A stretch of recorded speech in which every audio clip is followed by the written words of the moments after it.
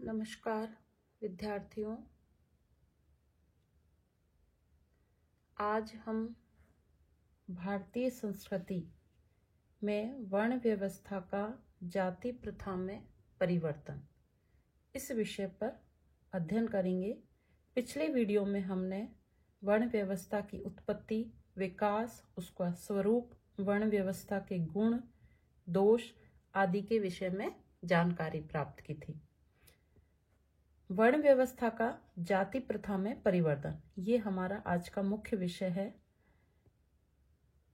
प्रारंभिक जो वर्ण व्यवस्था थी वो वर्तमान जाति प्रथा से भिन्न थी। इतिहासकारों का ऐसा मत है कि महाभारत काल तक जाति पाति का जो भेदभाव है वो दृष्टिगत नहीं होता था। वेदों से लेकर और गृह सूत्र तक में जाति प्रथा का कहीं नाम ही नहीं मिलता, किंतु जाति प्रथा का जो मूल उद्गम वर्ण व्यवस्था है, परिस्थितिवश आर्यों की जो मूल वर्ण व्यवस्था थी वो जाति प्रथा में परिवर्तित हो गई और आर्यों ने इसे अंगीकार कर लिया। अंगीकार यानी स्वीकार कर लिया। यह भी एक प्रकार से आर्य और अनार्य संस्कृति के समन्वय का परिणाम कहा जा सकता है। तो आर्यतर नस्लों के सम्मिश्रण से विभिन्न स्तर की संस्कृति के लोगों ने प्रवेश किया और जातियों का जो रूप तब बना वह न केवल व्यवसायों पर आधारित रहा, वरन उसका जो वर्गीकरण था वो सभ्यता के अनेकों स्तरों के अनुसार हुआ, जैसे उच्च कुल, निम्न कुल, धनी और निर्धन, सभ्य, अर्धसभ्य। जिस स्तर पर समूह इस वृत्त में प्रविष्ट हुआ उसको वैसा ही स्थान मिला और जातियों की जो संख्या थी फिर बढ़ गई। कालांतर में क्या हुआ कि इसमें कट्टरता, पैतृकता और विविधता का जो समावेश था वो हो गया और उसने जाति प्रथा का रूप ले लिया।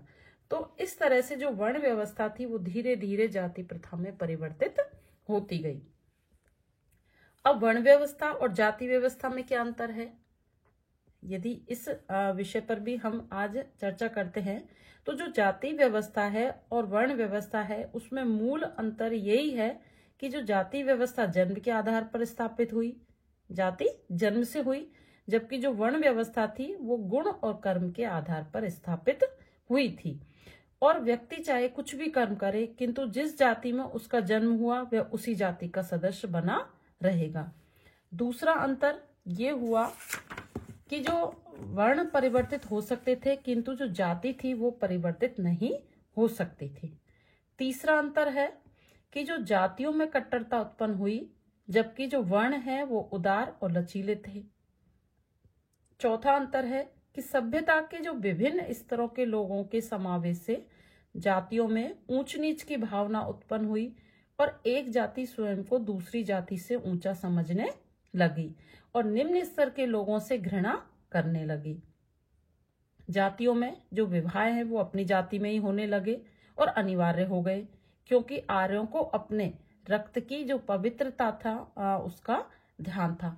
तो ये एक तरह से मोटा मोटा वर्ण और जाति व्यवस्था में अंतर है कि वर्ण जो थे वो कर्म करने से वर्ण व्यवस्था का विकास हुआ कि जो जैसा कर्म करेगा उसी, लेकिन धीरे धीरे जन्म के आधार पर जाति निर्धारित होती गई और उसके अपने कुछ नियम और कायदे बन गए और वो कालांतर में से लेके आज तक बने हुए हैं। तो इस प्रकार से जो वर्ण के साथ में जाति जो वर्ण व्यवस्था थी जाति प्रथा में परिवर्तन हुई और फिर इन दोनों में अंतर क्या है इस विषय पर आज हमने जानकारी प्राप्त की है।